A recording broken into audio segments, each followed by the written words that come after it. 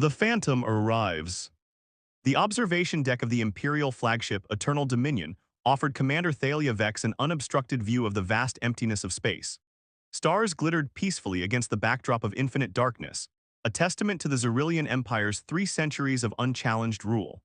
Her scaled fingers tapped rhythmically against the polished obsidian rail as she contemplated the patrol reports from the outer sectors. Commander, Lieutenant Orion's voice broke through her thoughts. The young Xyrillian's gill slits fluttered nervously, a sign of distress among their kind. We're detecting an anomaly in Sector 9. Vex's amber eyes narrowed. Specify. Unknown energy signature. It's fluctuating. The readings don't match anything in our database. Put it on the main display, she ordered, turning to face the bridge's massive holographic projector. The space before them appeared normal at first glance, empty, cold, silent. Then something rippled. Not quite visible, more like a distortion in reality itself. The anomaly pulsed with an otherworldly rhythm, expanding and contracting like a heartbeat from another dimension. Analysis, Vex demanded, her dorsal spines rising in instinctive alarm. Senior Science Officer Krell moved his 6 appendages frantically across the control panels. Impossible readings, Commander. The anomaly exists in multiple quantum states simultaneously. It's as if it's... Before he could finish, the anomaly erupted in blinding light. When the bridge crew's vision cleared, a ship hung in space where nothing had been moments before. The vessel defied conventional design. Angular and asymmetrical, its hull seemed to absorb rather than reflect light. Crimson energy patterns flowed across its surface like blood through veins. It was smaller than the Imperial flagship, yet its presence dominated the viewscreen, radiating power that made the air in the bridge feel suddenly heavy. By the 7 moons, whispered Lieutenant Orion, what is that? Shields up, weapons online, Vex barked. Hail that vessel immediately. The communications officer worked frantically. No response on any frequency, Commander. It's like they're not wait, they're scanning us. With what? Our sensors detect no active. Krell's protest died as every screen on the bridge flickered simultaneously. The lights dimmed and impossibly a voice spoke directly into their minds, bypassing all technology. You thought we were extinct. You thought you had won. The bridge crew recoiled. The voice carried ancient fury, cold and precise, that had festered for centuries. Who dares violate Imperial mental protocols? Commander Vex demanded, though fear edged into her usually confident tone. The mysterious ship shifted position instantaneously, appearing closer without any detectable movement. The Empire's sensors screamed warnings about violations of known physics. A figure materialized on the main screen, a human male with steel-gray eyes and a face carved by hardship. His black uniform bore no insignia or rank, only a simple emblem of a rising phoenix. I am Captain Nikolai Volkov of the Terran vessel Phantom Dawn, he stated, his voice now coming through conventional channels. 300 years ago, your empire attempted to eradicate humanity. You failed. A hushed silence fell over the bridge. Humans had been declared extinct after the Great Purification Campaign, when they had supposedly threatened galactic stability. Their homeworld had been reduced to cosmic dust, their colonies systematically eliminated. The galaxy had moved on, forgetting the troublesome species that had dared to challenge Imperial rule. Impossible, Vex stated flatly. Scan again. Science Officer Krell's appendages trembled as he verified the readings. Confirmed, Commander, human DNA patterns, but altered. They've evolved somehow. The human captain's expression remained impassive. While you celebrated our extinction, Commander Vex, we survived. In the darkness between stars, in pocket dimensions, in places your kind couldn't imagine. And we found something out there, ancient technology that changed us. Vex straightened her spine, fighting to maintain authority. Captain Volkov, you are in violation of Imperial space. Stand down immediately or... Volkov's laugh cut through her threat. Or what? You'll destroy us like you destroyed Earth, like you hunted our children across the stars, he leaned forward. Your weapons can't touch us, Commander. We exist partially outside normal spacetime. Fire warning shots, Vex ordered, her voice steady despite the growing dread in her chest. The Eternal Dominion's plasma cannons released brilliant blue bolts that streaked toward the human vessel. They passed harmlessly through it, as if shooting at a hologram. Quantum phase technology, Volkov explained, watching their confusion with grim satisfaction. We don't just bend spacetime, we exist between its folds. Your weapons, your shields, your sensors, all useless against ghosts. What do you want? Vex asked, abandoning pretense. Justice, Volkov replied simply. For 3 billion human lives, for a world turned to ash, for children who never saw the stars. He gestured and holographic documents appeared around him, classified imperial files, military orders, communications between high-ranking officials. Evidence that humanity hadn't been aggressors but victims of a carefully orchestrated genocide. The Empire had feared human innovation, their rapid technological advancement, their unpredictable creativity. They were deemed too dangerous to exist. We have the records, Commander, Volkov continued. The real records, how the Empire manufactured the crisis that justified our extermination. Commander Vex studied the evidence, her tactical mind already calculating options. You speak of vengeance, yet you come with one ship against an empire. Volkov smiled thinly, one ship. Space erupted around the Imperial flagship. Dozens of rifts tore open reality and from each emerged another human vessel. No two were identical, some resembled crystalline structures, others appeared almost organic, and still others defied description entirely. What they shared was the same quantum signature, the same impossible physics. We are not the humans you tried to destroy, Volkov said, rising from his seat. We are what survived, what evolved, what learned to thrive in the spaces between reality. The tactical display filled with contact signatures, ships that shouldn't exist, crewed by a species that should be extinct, using technology that violated every known law of physics. The High Council must be informed, Lieutenant Orion whispered. They will be, Volkov answered, having somehow heard the lieutenant's words. In fact, Captain Reed of the Night Shadow is delivering our message to your capital world as we speak.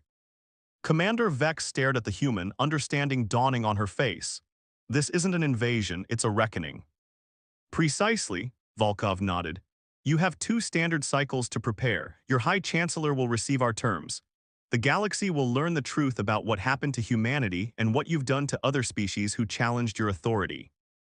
And if we refuse your terms? Vex asked, though she suspected she already knew the answer. Volkov's eyes darkened. Then we will show you something else we found in the void between stars, the beings who left the technology that changed us. They're still watching. They have strong opinions about empires that commit genocide. The implications hung in the air like a blade.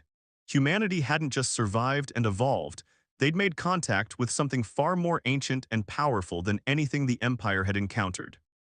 2 cycles, Commander, Volkov repeated. Use them wisely. His image vanished and the Phantom Fleet hung in space like avenging spirits. For the first time in 3 centuries, the mighty Xyrillian Empire trembled. Commander Vex looked out at the impossible fleet and knew with bone-deep certainty that the age of Imperial rule was ending. I'll now continue with the second part of the story, following our outline. Part 2, Reckoning of Stars. The Grand Council chamber on Nova Xyrilia had never witnessed such chaos. Representatives from 57 subjugated worlds shouted over one another, their varied physiologies expressing alarm in a cacophony of gestures, sounds, and biochemical emissions. Holographic displays surrounding the chamber showed the human Phantom Fleet positioned at strategic points throughout Imperial space, not attacking, simply waiting. High Chancellor Zorax, his scaled body adorned with the ceremonial medals of office, slammed his gravity staff against the floor. The impact generated a pulse that momentarily silenced the chamber. Order, he demanded, his 4 eyes scanning the assembly. This council will not descend into panic. Commander Thalia Vex stood at attention near the central platform, having been summoned to provide first-hand testimony. Beside her, Admiral Draylock, Supreme Commander of the Imperial Fleet, was still processing the tactical implications of their new reality. The human vessels have made no aggressive moves beyond their initial positioning, Vex reported. Their technology renders our conventional defenses obsolete. Our weapons pass through their ships as if they weren't physically present. Impossible, growled Councillor Hergath of the mining guilds, his stone-like features cracking with agitation. No species can phase out of normal spacetime. And yet they do, Admiral Draylock confirmed grimly. Our scientists believe they've harnessed something similar to theoretical quantum superposition technology, allowing them to exist partially in our dimension and partially elsewhere. The chamber doors opened with a hiss, and a delegation of 3 humans entered. Captain Nikolai Volkov led them, flanked by a tall woman with dark skin and a silver-haired man whose eyes glowed with an unnatural blue light. Their liquid black uniforms seemed to absorb the chamber's light. "The human representatives," announced the protocol droid, its voice unnecessarily loud in the suddenly silent room. Volkov stepped forward, his boots making no sound on the crystal floor. Behind him, holographic displays activated, showing the evidence that had been presented to Commander Vex.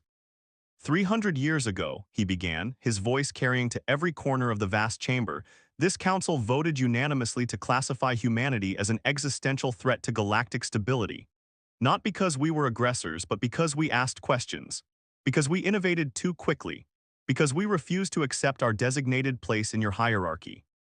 "Revisionist propaganda," shouted Councillor Thargan of the Central Worlds. "Humanity developed forbidden technologies and threatened." "Forbidden by whom?" interrupted the dark-skinned woman beside Volkov. "I am Dr. Octavia Reed, former head of the Quantum Physics Division at the Lunar Academy. Every technology humanity developed was through our own research, our own innovation." She gestured, and new documents materialized, economic projections from 3 centuries ago showing how human technologies would have disrupted imperial trade monopolies.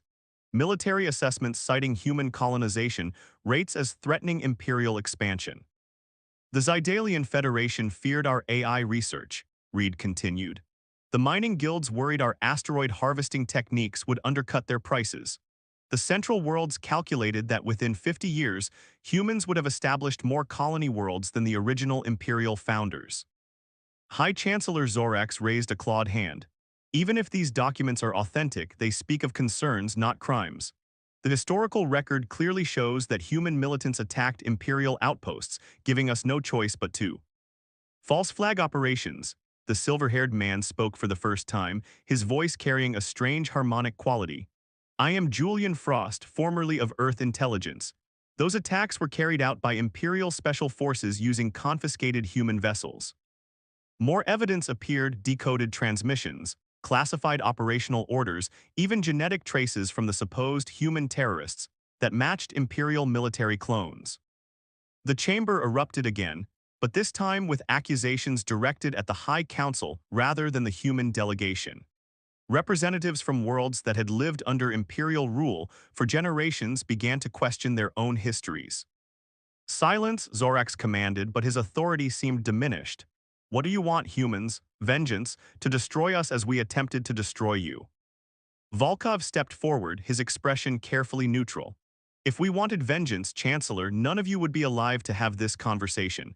We could phase antimatter bombs into the heart of every imperial world simultaneously. We could convert your stars into weapons. We could do exactly what you did to Earth." The chamber fell silent, the weight of that truth settling over them like a shroud. "But we refuse to become what you are," Volkov continued. "Instead, we demand justice and change." He gestured and new holographic displays appeared, outlining 3 demands. First, the truth will be revealed, all of it. Every classified document, every hidden order, every cover-up.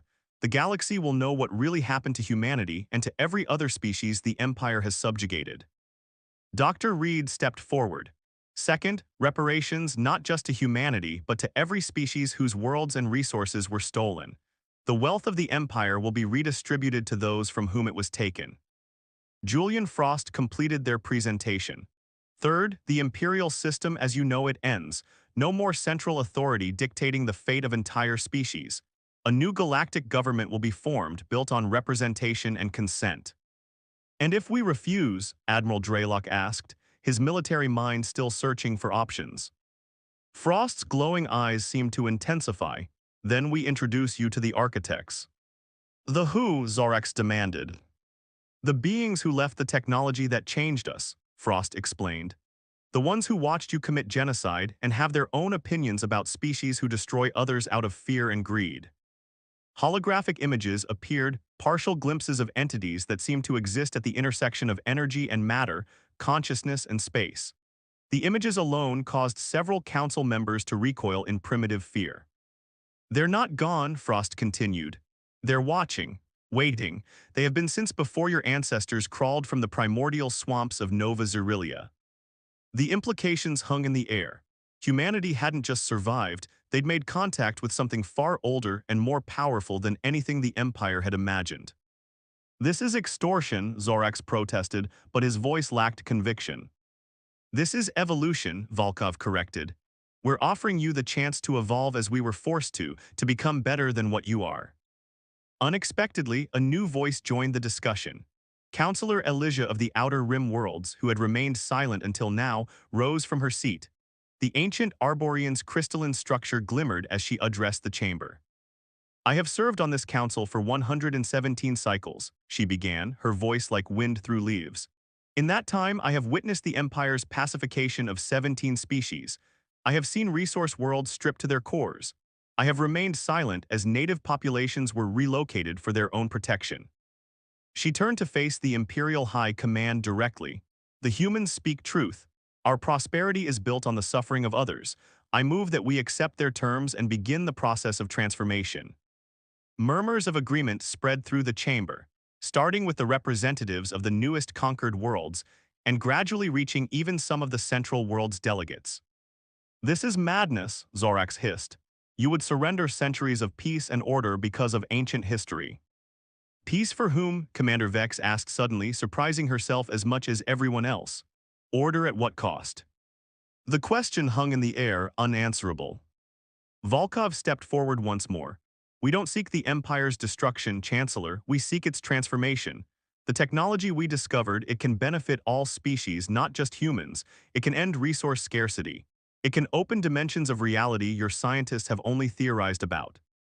A partnership? Admiral Draylock asked skeptically.